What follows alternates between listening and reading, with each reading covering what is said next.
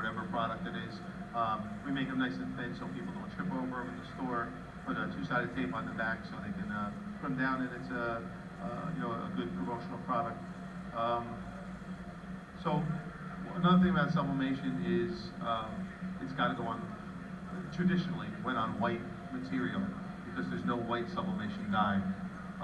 So if you do transfer onto a colored fabric or a colored shirt, that color is going to come through anywhere where there's a void in the artwork. So we have a couple samples here. You can see that these are all going to fall when I do this. So here's a 65-35 shirt, with a graphic in it. So it's not as vibrant because it's got a cotton in the shirt, and B, it's not on a white shirt. But it gives it that nice vintage look, and we do a lot of older graphics, older themed graphics on blends and on colors, because it gives you that nice look. The other thing is, when you transfer on a finished garment, you can see the voids in the print. If you look at Scooby that's popping around over there, but you see the voids like this, where the garment doesn't lay perfectly flat. So it's a construction of the garment that causes that. But if you're going on a colored shirt, it's not that evident as the stark white coming through. That when we started doing that in the late 80s, early 90s, transferring onto finished product, I never thought it would catch on because of the voids. Now I have people who are doing cut and sew, and they ask if we could, like on dresses, ask if we can print the white because they like the voids. It's a style, which is surprising.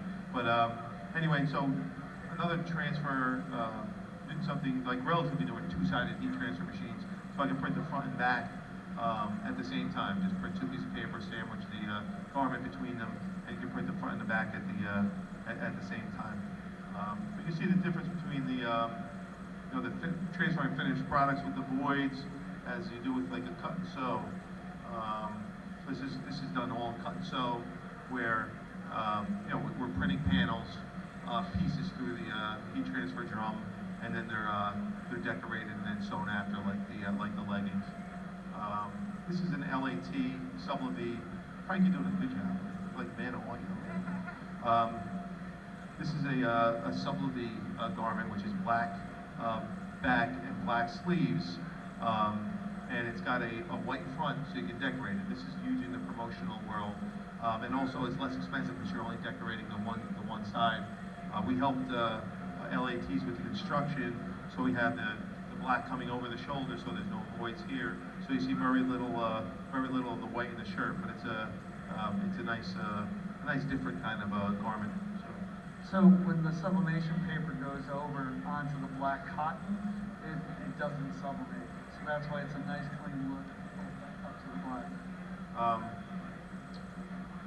You really want to show this? This is nice. All right, so we do a lot of, again, graphically. Traditionally, sublimation's done so the print sells the garment. Now, so this is in your face bright, a vibrant print that sells a graphic. But they're doing more and more on blends, which is a little more style friendly, where it's a little more subtle, the print. This is a thread fast, I think it's a 50 poly, 38 cotton, 12 rayon, I believe. Tri-blend. What's that? Tri-blend. A tri-blend, there you go, okay. So, it's a little subtle print, but the garment is a selling point just as much as the graphic. More and more companies are putting that in their line. So this is something I actually just saw over here. Back in the 80s, we used to do this process where we would run offset sublimation paper and run it through a screen line and put a coating on it called Cotton, and then you can apply it to cotton. Of course, it doesn't go into the cotton. It's just a polyester coating. So the print sublimates into the polyester, which adheres to the cotton. There's a company called Cotton Promo, I believe. They're yes, Cotton Promo, and they're all the way down. Actually, they're right up the aisle from Sublimation 101. and they have a process similar to what we did back in the 80s and 90s, where they're treating a shirt. This is a discharge process. Tell me a little about the discharge. So if it's discharge ink takes the dye out of the shirt. That's the short of it. So it's discharged, and then they put a coating on it. Right, so it's discharge. It's actually a one-step process where they discharge it and put a coating on it at the same time.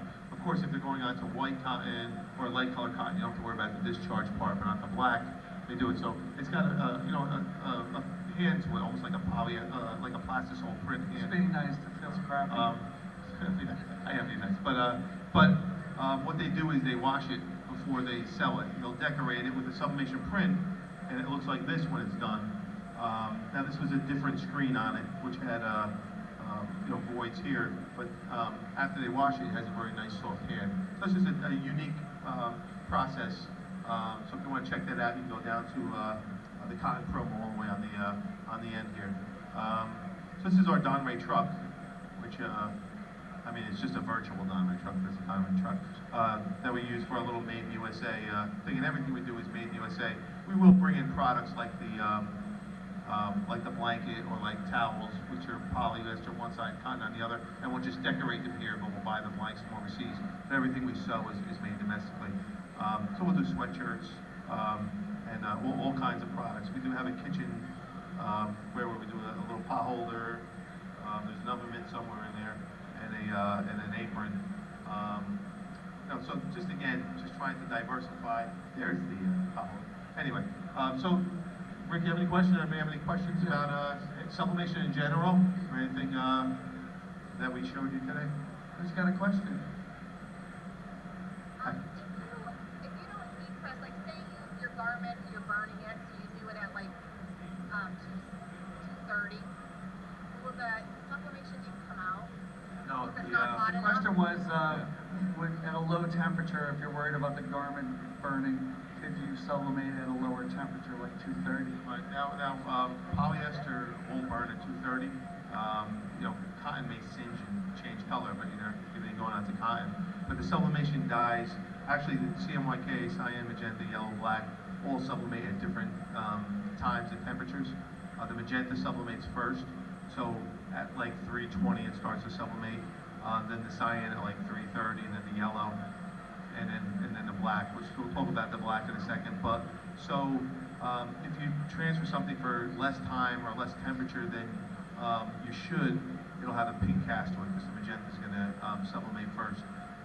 There is actually no black dye in nature, and this is one of the things about sublimation. It's hard to find a consistent black that tints down to a consistent gray because there's no black sublimation dye. So ink companies, both digital and offset ink, will take a bunch of different dyes. They'll take like violet and red and blue and brown and yellow, put them together to make a black because there's no black dye in nature. So it's wildly inconsistent because what the ink companies do is I have a lot of this dye now, I'm going to make my black with this, and if it's mainly made with blue, it's going to tint blue when it goes to gray. So the first thing we do when we get batches of ink in is we tap them out, look at them, and we'll add whatever colors you need to that ink to make them more neutral. But back to your question is, nothing's going to start sublimating at 230. I don't know, what were you transferring on that? Sorry, Was it might not have been 230, it might about have been 330. 330. Yeah. But will it wash out if you're not high enough? If you like the color that it gave you Yeah. at a lower temperature, will it wash out? No, it's basically it gets into the fiber. The color facets won't be any less if it's a lighter print. So you can find but you're not getting the most out of it. A lot of the dyes aren't enacting. You'll see a lot of dye left on the sheet if you transfer it like 330. But the best way to do it is just to take it, bring it to the limit where but you have to burn polyester to burn polyester. You won't do it under 390 or 400. The traditional starting point for any sublimation for digital paper is 400 degrees at 35 to 40 seconds, and offset paper 400 degrees for like 23 seconds. So. Other questions? Yes, sir. I want to know only polyester or linen material or cotton. How do you work with linen or cotton material? How do you work with linen or cotton? You don't. You don't, right? Yeah. There's, They're really